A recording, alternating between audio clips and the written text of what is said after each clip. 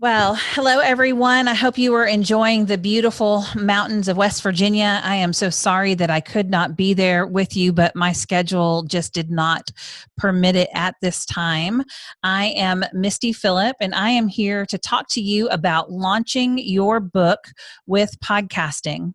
So, I'm going to share 3 ways to market your book using a podcast. So, who am I? I thought maybe I should tell you a little bit about me and why I'm qualified to speak on this. I am the founder of the Spark Christian Podcast Conference and the Rocket Podcast Community. I host the By His Grace podcast, and I run the Houston Connection Leader for Christian Women in Media. I wrote a Bible study called The Struggle is Real, but So is God, and I've got a Spark podcast planner. I'm going to tell you a little bit more about that in the next slide. So when I went to launch my book, The Struggle is Real, but So is God, I knew that I needed to have an audience for that book. And so it took me 3 years to complete my Bible study, not 90 days like it's going to take y'all to write your book. And so I started the podcast before I launched that book in preparation to build an audience around the theme and the topic. And so on the By His Grace podcast, what we talk about is I interview different people about the struggles that they face in life, and we talk about how God sees us through. Because the Bible study that I wrote is The Struggle is Real, but So is God. So I launched the podcast in January of 2019. And then the book came out in May of 2019. But the week before I launched that book, I launched another book with a group of authors called Dear Wife. And it was a devotional that several of us wrote. We had an incredible launch team. I do not recommend launching 2 books a week apart. That was a little crazy. But what it did was I was drinking from a fire hose, and so it gave me a lot of experience with book launching. So when Dear Wife came out, we made it to #1 on Amazon. The following week, my Bible study came out. I self-published this study, and it hit #1 on Amazon as well, and rode there for quite a little while. So that was really exciting.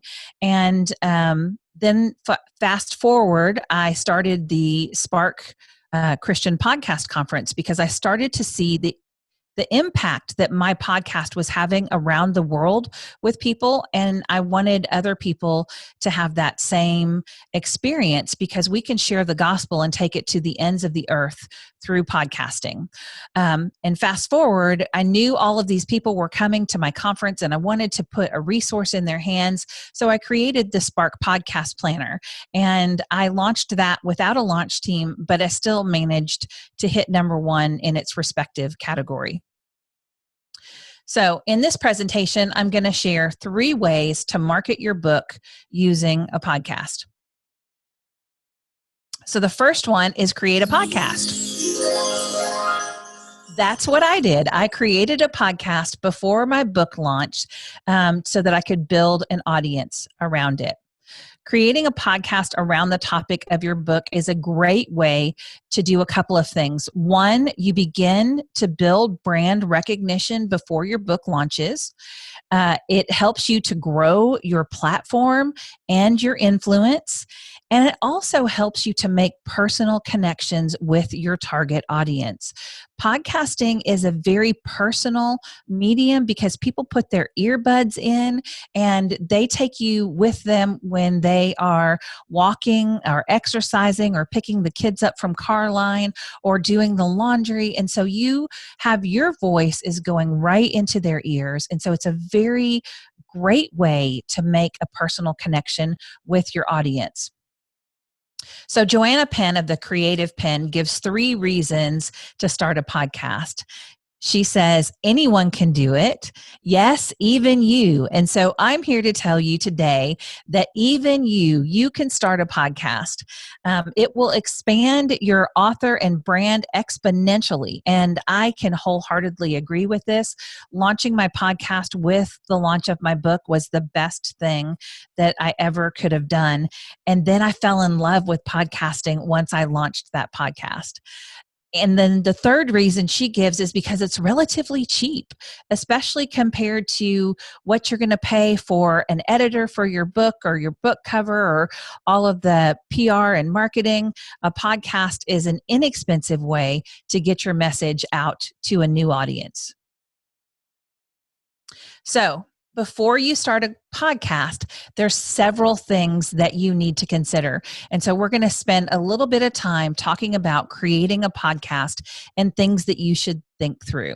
I think one of the most important things that you should think through is why. Why do you want to start a podcast?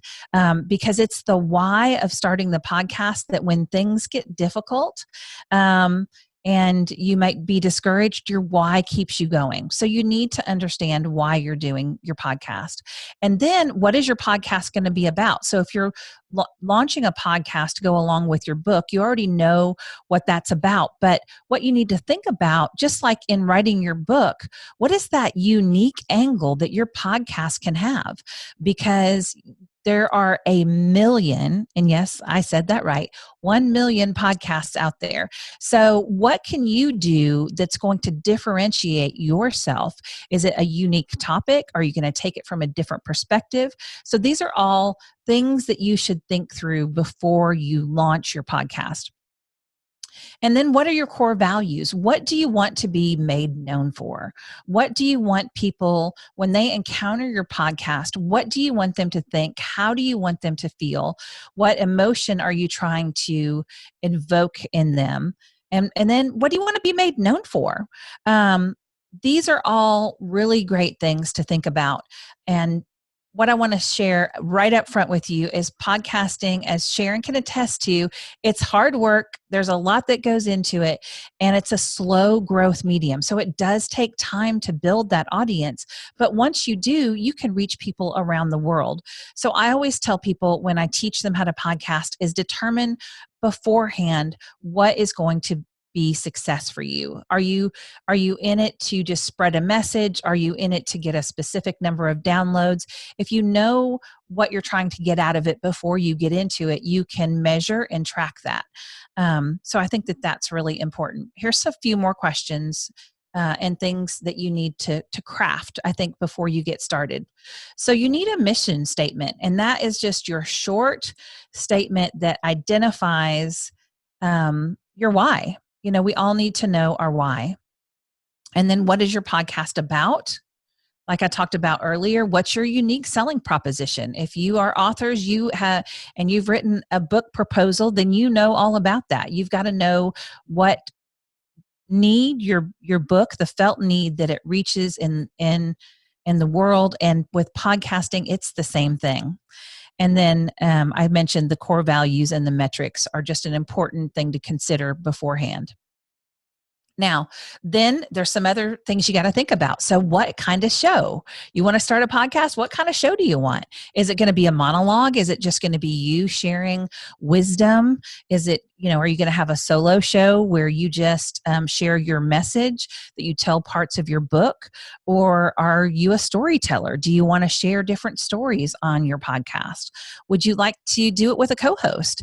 I just interviewed for my upcoming podcast conference, the Mom to Mom podcast. That's made up of 3 moms who are all different generations, from young mom to grandma and everything in between. And there's 3 of them, and they interview people. So that they have a unique setup because they have co-hosts. So they're taking a topic that a lot of people talk about, which is motherhood, but they're approaching it from 3 different generations, and they have 3 co-hosts, which make it just a different type of podcast show.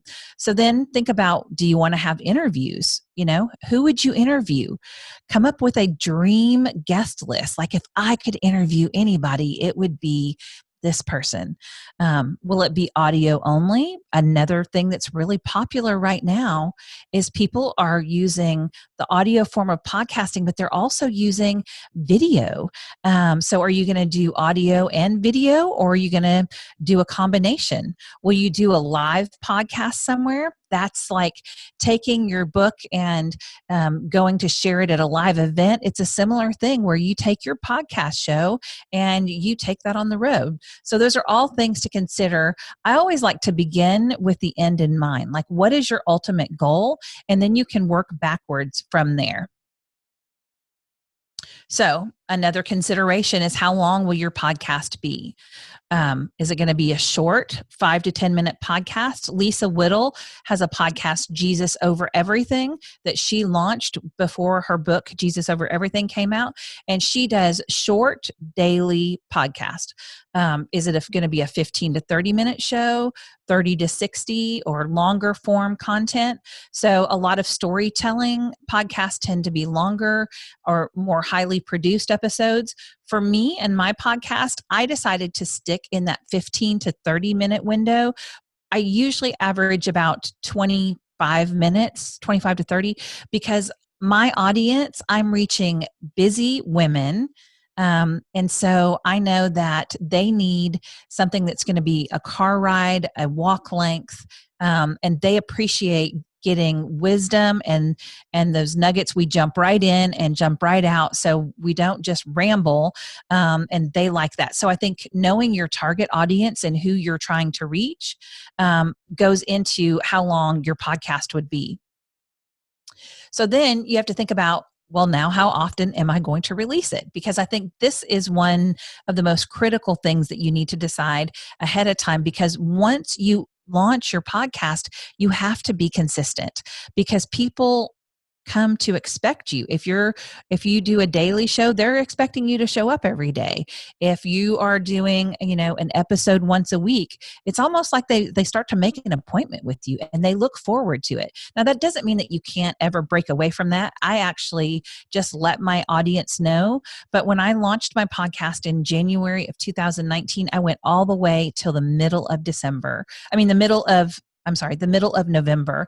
And then I realized that was a lot of content creation, and my husband produces my podcast, and I knew that our family just needed a break. So I just told my audience, hey, we're taking off for the holidays and we'll see you back in January. And so you can accomplish that a couple of different ways. You can put your podcast in seasons. So if you are an author that wants to write a lot of different books, you could do, one podcast. Like I'm looking at Marina, she could do one podcast for in due season, and then that could be a season. And then her next season could be that next new book that she's working on. And so that's another way to approach it. So, and maybe you just want to do it every other week because that's what can fit in your schedule. So whatever you decide to do, just make sure that you are consistent with it so people can come to know what to expect from you. And then, what is the purpose of your show? Is it to inspire? Is it to educate? Or is it to entertain? We need to think about these things much like we do in the writing of our books. Are we going to inspire or educate or entertain our audience? So, who is your target audience? Is it men? Is it women? Is it children? Is it teens? You need to know who your target audience is. Just like when you're writing your book, you need to know that with your podcast. You want to know what their age range is. What do they like? What do they dislike? What do they struggle with? And what are their pain points? And how can your podcast serve them? So much like when you're writing your book, your podcast is going to be an extension of that. So you want to make sure. So for me, when I launched my podcast, I knew that I was doing it in accordance with my Bible study. I was trying to target busy women who wanted to do Bible study, but also that didn't have a lot of time. And so that's why I picked the format of my particular show. So then you want to consider your branding. How do you want people to feel when they encounter your show? There's a lot of things that go into branding, and I think it's important, especially if we have a website and social media and our podcast cover artwork, that we can, weave those together so that it is a cohesive look and feel, so that when people see you on social media, they know, oh, that's Misty Phillip, right? It's just the same with Chick-fil-A. You can spot Chick-fil-A, you know their color's red anywhere you go, right? Nike has the swoosh. You could see that swoosh and instantly you think Nike. So we want to do that same thing for our books, for our podcast. We want to have that branding component. So some other things to think about are, what fonts do you want to use? Are you going to have patterns or textures or graphics? And so we can build a really cohesive website, podcast, social media when we consider all of the branding together. So now that you've decided to host a podcast, where are you going to find guests? So you can invite guests, your fellow author friends who have upcoming publications. They make great podcast guests because they have a specific product that they can talk about, and so they make a great guest. You can also cross promote with other content creators. So just before this conference, I saw Miss Sharon Jenkins on my friend Yvette, her Positively Joy podcast, talking about this upcoming conference. So being able to cross promote with other creators, that's a great idea. You can meet potential guests in real life. That's another way.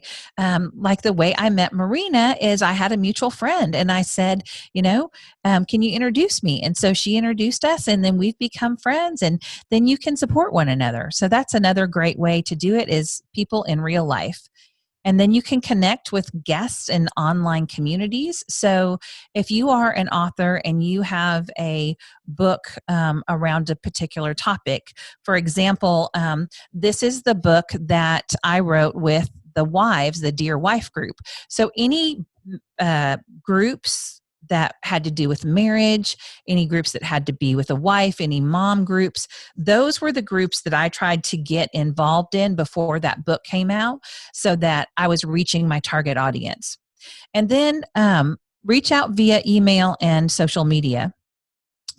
All of these ways to find podcast guests I took from Buzzsprout Podcasting. They're an excellent podcast hosting company.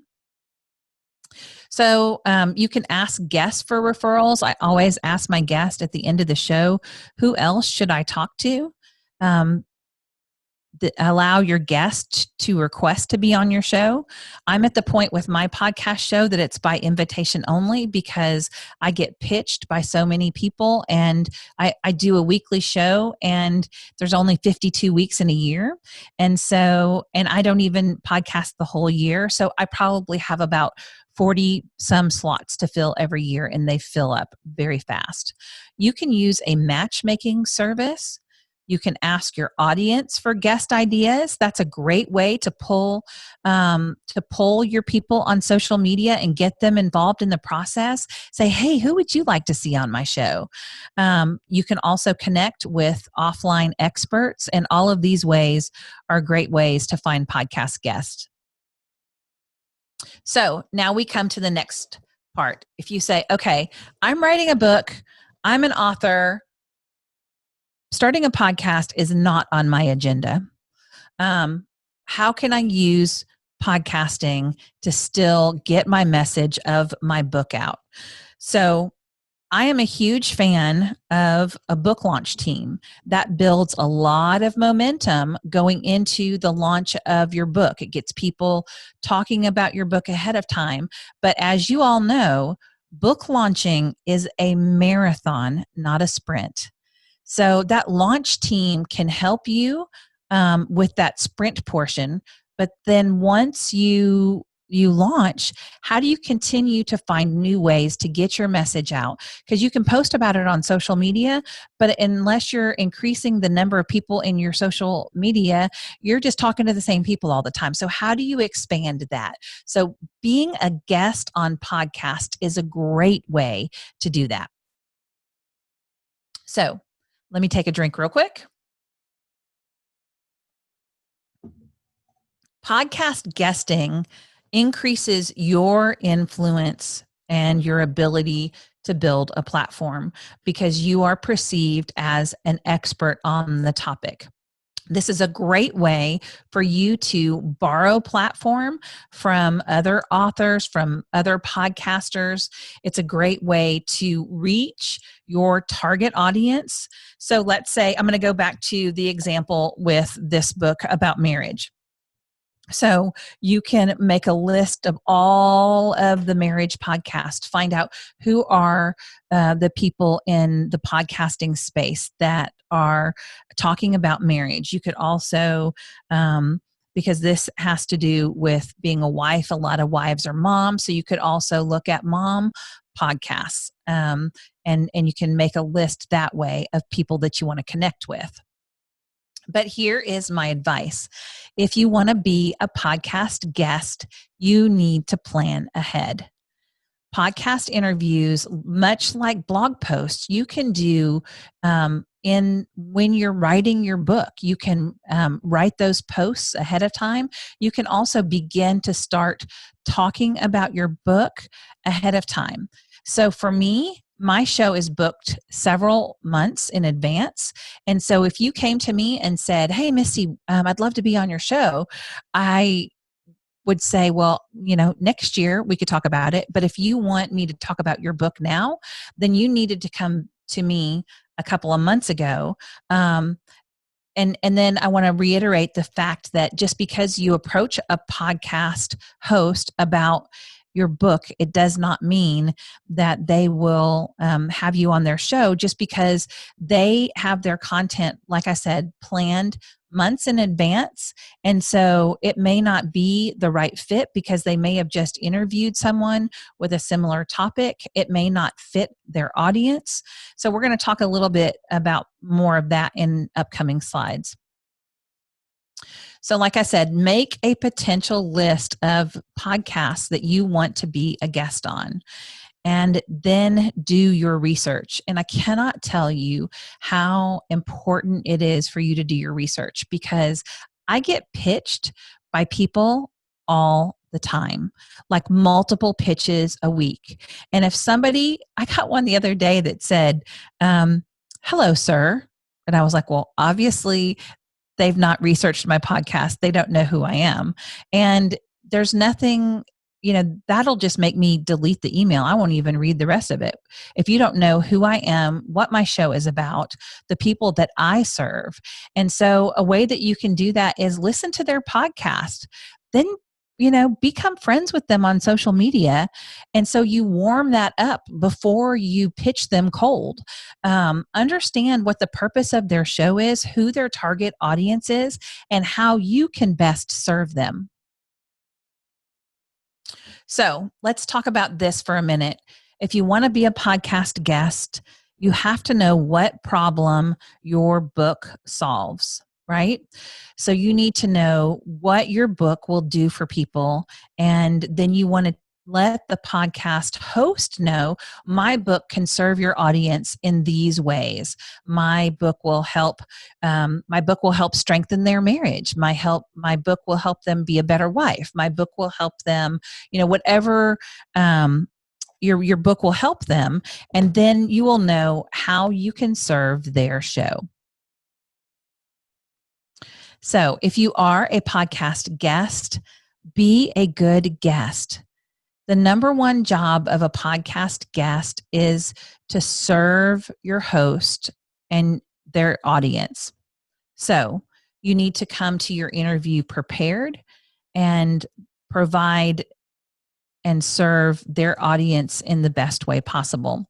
So ahead of time, if you know that your book is on marriage, you know the things that you can talk about, you know how you can best serve them if it's through a marriage book or whatever your book is about.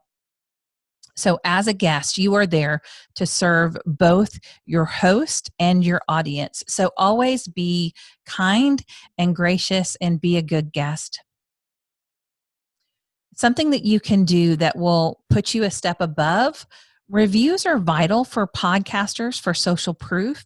So be a good guest and leave a review for your host and their show, or go the extra mile and write them a thank you note. And so why would you want to do this? You want to do this because um, you want them to refer you to their friends. Podcasters are friends with podcasters. And so if you are a great guest on someone's show, we talk to each other. And so I'm always referring people. I'll say, hey, I just interviewed this person and they were really great. You need to interview them on their show. So as a guest, you want to make sure that you're going above and beyond so that people talk about you being a great guest and they're sharing you with their friends.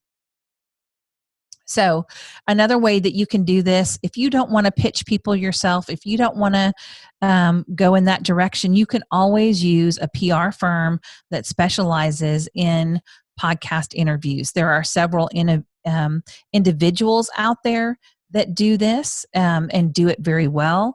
There are also companies. I work a lot with a company called Interview Valet because they pre-screen all of the guests for me.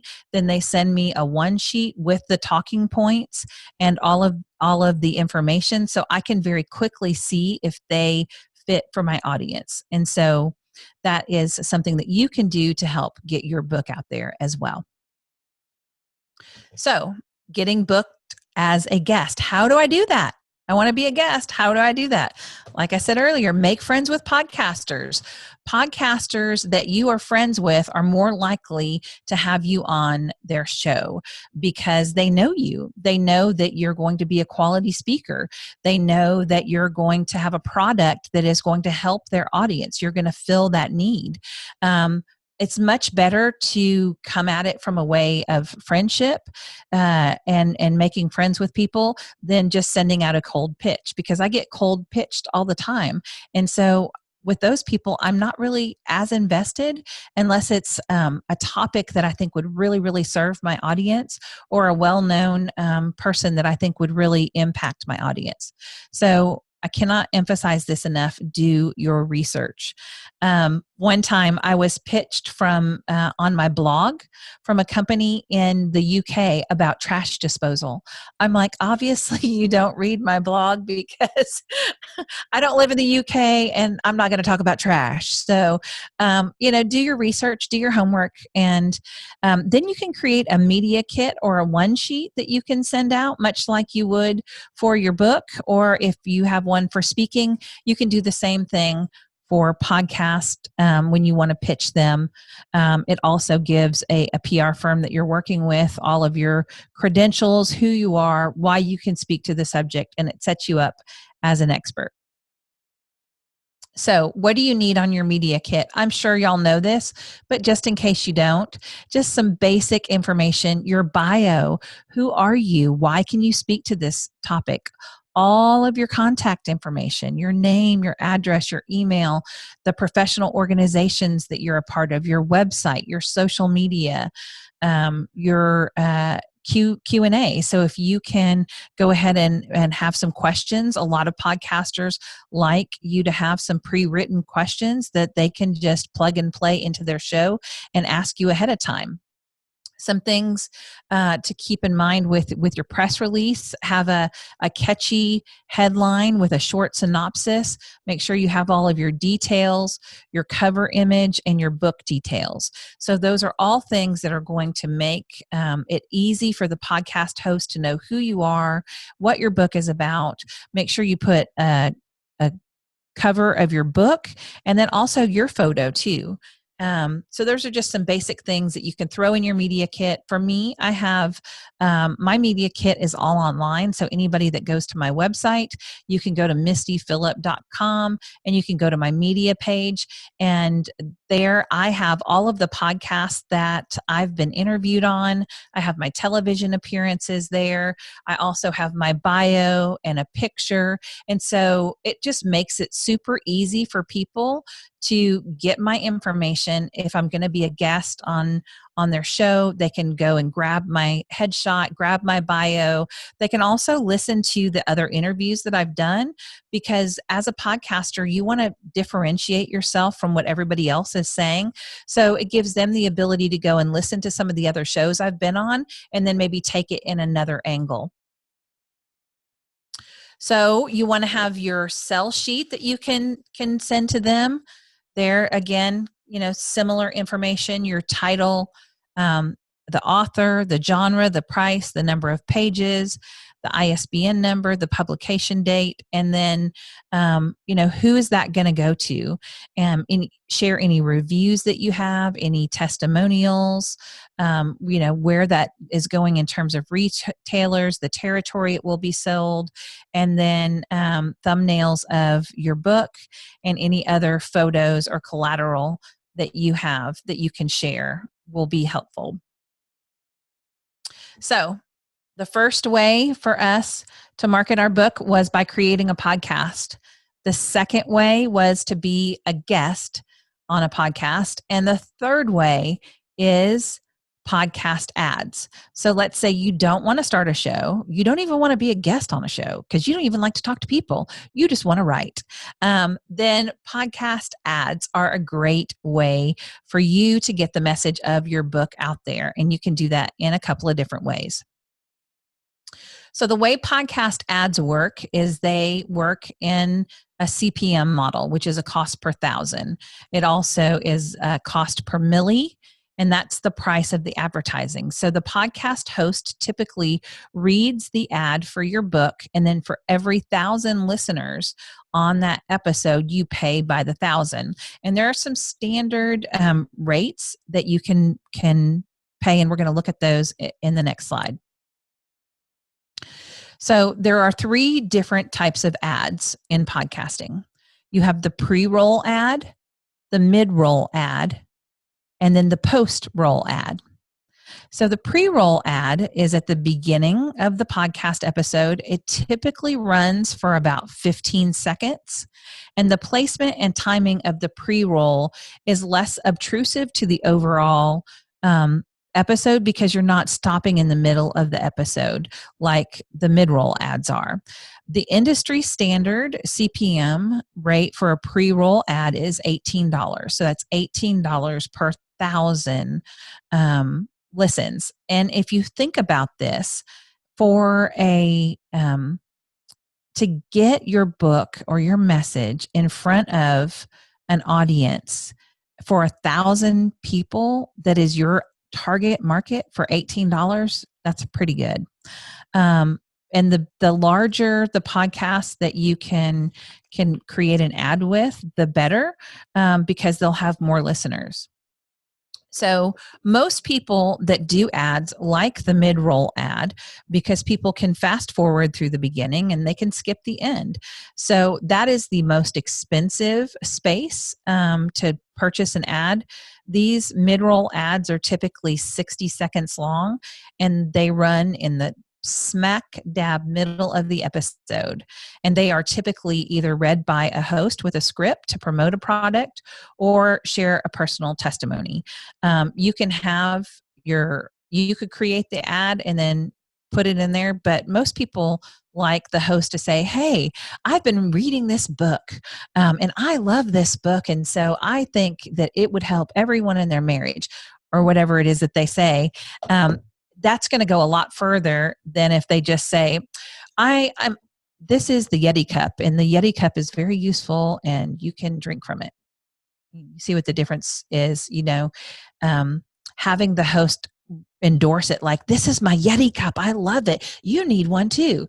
So that can really make a big difference. And then the cheapest of all of these ads is the post-roll ad, and that is a CPM rate of $10 per 1,000, and they play at the end of each episode and they run for 20 to 30 seconds. So that is it. That is my presentation.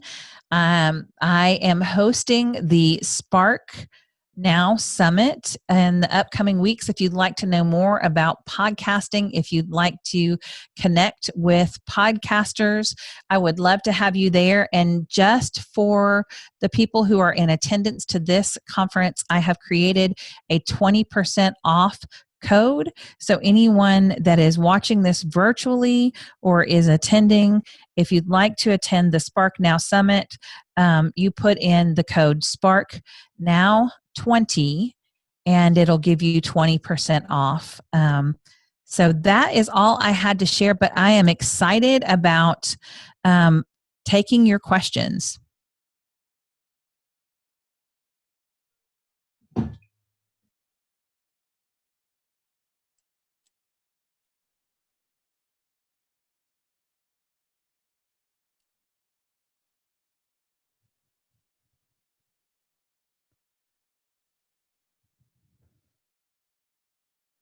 So what questions can I answer for you? Misty? Yes. Hey, Sharon.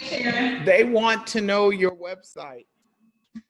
Okay. So mistyphillip.com. That is my main.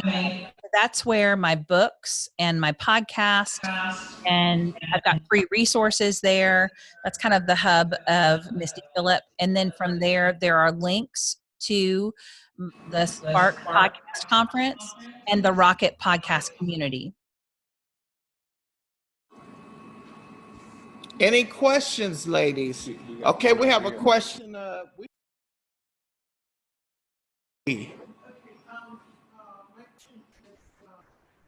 When you're first starting out, how many podcasts did you hear that, Misty? She wants to know. Yeah. I can't. Should you have, how many podcasts should you have banked before you? Okay, I think you said how many podcasts do you need to have banked before you launch? Is that the question? Yeah. Okay. Yes. Uh-huh. As many as you possibly can. I would not launch with less than 10.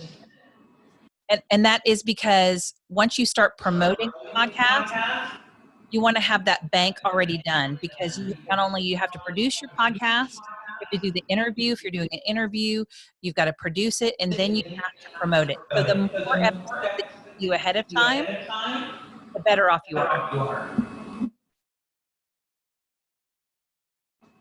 And the next question is, how best could a shy person maybe step their way into podcasting? Okay. Yeah, I think by being a podcast, by being a podcast guest. yes. Because Okay. when everyone starts podcasting, no one likes the voice. They don't want to hear themselves. Everybody is shy, nervous, especially with the technology. It can be, there can be a little fear. So my best advice is just to step out, just do that first interview.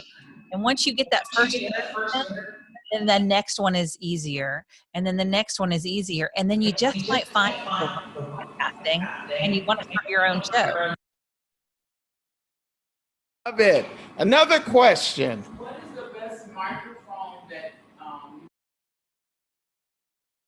what is the best microphone you can buy for podcasts?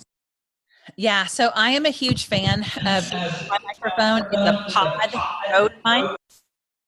Anything made by Rode, R-O-D-E. R-O-D-E? R-O-D-E? Rode. And right now, this mic is currently unavailable, unfortunately, but Rode makes other really good mics. I'm going to show you my mixing board that I use. Hold on, I see if I can do this while we're on that.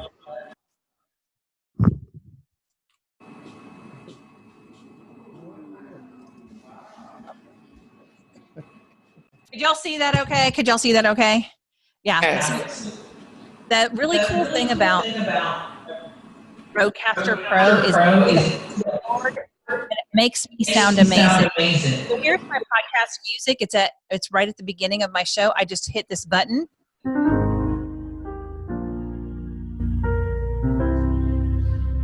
And then I can start speaking. Welcome to the By His Grace podcast. And so I have all of that at my fingertips. What's the name of your board? It's a Rodecaster Pro. R-O-D-E Caster Pro. Now this is it's an expensive item. So I didn't start off with this. I just want to say that you don't need expensive equipment to start off with. But I teach podcasters professionally for a living. And so my husband was like, you need to upgrade your equipment. I started with a microphone that I plugged into my phone, and I took it to a writing conference, and I interviewed 15 people at that writing conference, and that became my first 15 episodes of my podcast. Thank you very much. Any more questions? Wow, thank you, Misty. Give her a hand. I wish I was there with you all. Please feel free to reach out to me on social media. Come find me. You can find me everywhere as Misty Phillip, and at Spark PodCon or Rocket Podcast. And I would love to help you get your books and share any of my wisdom that I have with you. Thanks again, Misty. Thank you so much. Bye, y'all. Have a great day. Okay. See y'all later. Bye-bye.